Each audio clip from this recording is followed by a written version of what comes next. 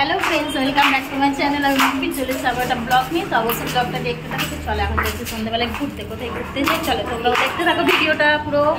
এর আগের ভিডিওতে তো তোমরা দেখেইছো আমি এসেছি মামা শ্বশুরের বাড়ি ঘুরতে। তো আমি মা দুই মেয়ে এসেছি, তোমার দাদাভাই কিন্তু আসেনি। তো তারপরেও দেখো এখন যাচ্ছি বিকেলবেলা ঘুরতে, আমি মামা মামি দুই মেয়ে আর মা।